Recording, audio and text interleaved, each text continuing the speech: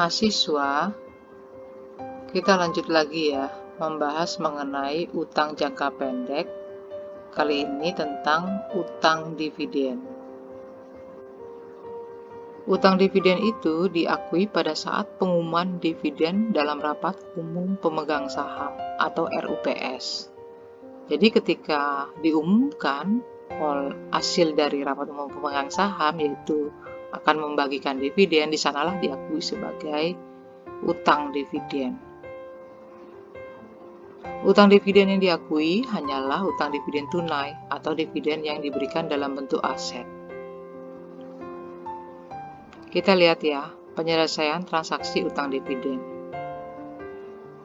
Pada saat pengumuman dividen, yaitu laba ditahan pada utang dividen. Lalu pada saat pembayaran utang dividen pada kas. Kita ke contoh soal aja ya biar gampang. Pada tanggal 1 September 2019, PT Telkom Tbk mengumumkan pembagian dividen sebesar 1,5 miliar yang pembayarannya akan dilakukan 20 September 2019. Maka, untuk menyelesaikan transaksi ini, pada tanggal 1 September saat pengumuman, laba ditahan pada utang dividen 1,5 miliar.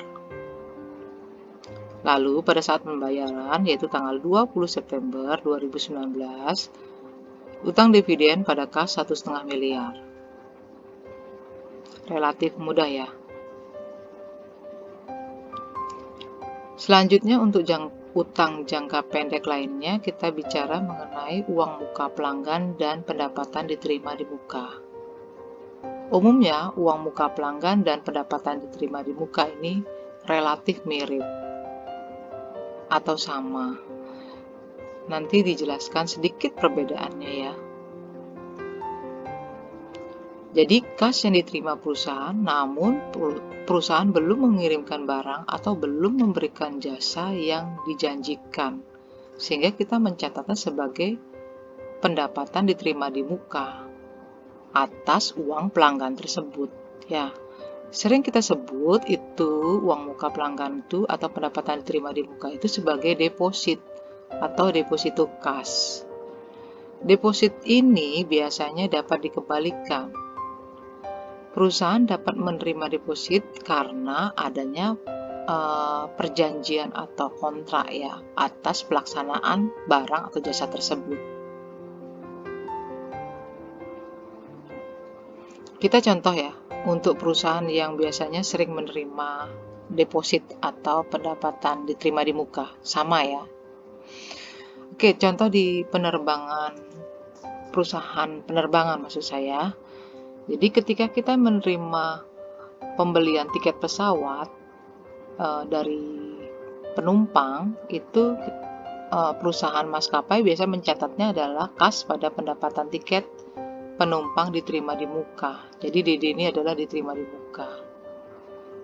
Biasanya penumpang itu membeli tiket pre-booking namanya ya, untuk penerbangan berikutnya, sehingga maskapai sering sekali mencatatnya adalah kas pada pendapatan tiket diterima di muka. Kapan diakui sebagai pendapatan? Bila penumpang tersebut sudah merealisasikan atau sudah berangkat atau sudah menggunakan tiket tersebut, sehingga kita akan mencatatnya adalah pendapatan diterima di muka dikurangin akui sebagai pendapatan tiket penumpang. Demikian pula untuk perusahaan dealer mobil. Ketika menjual mobil, biasanya dia akan mengeluarkan kartu garansi. Dan perusahaan biasanya membayarkan garansi tersebut gitu. Sehingga kita mencatatnya pada saat penjualan mobil itu kas pada pendapatan garansi diterima di muka. Kapan diakui sebagai pendapatan? Bila pemilik mobil yang sudah membeli mobil tersebut itu menggunakan garansinya. Jadi baru boleh kita mengakui sebagai pendapatan garansi. Oke, karena dia mendepositkan uangnya sebelumnya, ya baru kita akui sebagai pendapatan garansi. Untuk perusahaan majalah ya, biasanya kan kalau kita membeli majalah itu kan langganan. Anggaplah kita langganan 1 tahun. Nah, ketika kita memberikan uang itu kepada perusahaan majalah, maka perusahaan majalah akan mencatatnya sebagai kas pada pendapatan pelanggan majalah diterima di muka. Kapan dia mencatat sebagai pendapatan atau mengakui sebagai pendapatan bila langganan itu sudah expired, sudah habis masa langganan, baru boleh mengakui sebagai pendapatan pelanggan. Oke?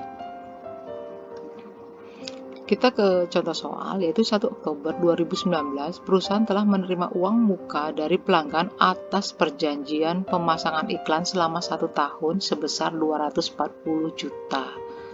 Jadi gini, ini perusahaan iklan, dia menerima uang muka pelanggan yang sering banget ngiklan di perusahaannya dia. Jadi dia membantu pelanggan ini untuk memasangkan iklannya. Oke. Maka dicatat pada saat menerima uang tanggal 31 Oktober, yaitu kas pada pendapatan diterima di muka sebesar 240 juta. Bila melewati tanggal 31 Desember, maka selalu kita membuat jurnal penyesuaian atas pendapatan diterima di muka ini. Maka yang boleh kita akui sebagai pendapatan dari tanggal 31 Oktober sampai dengan ini tanggal 1 Oktober ya. Jadi 1 Oktober, 31 Oktober, November, Desember. Jadi 3 bulan ya. Salah tulis. Jadi pendapatan diterima di muka 60 juta pada pendapatan pelanggan 60 juta. Dimana diperoleh yaitu 3/12 dikali 240 juta. Jadi ini bukan 31 ya, 1 Oktober.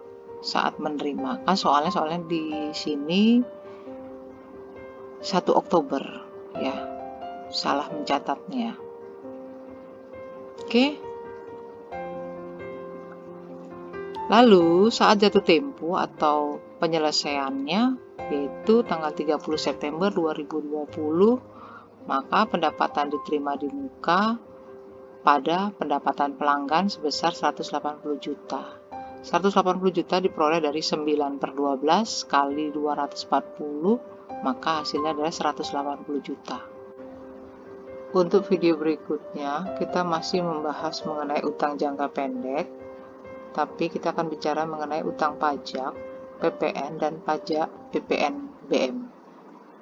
Ditunggu ya.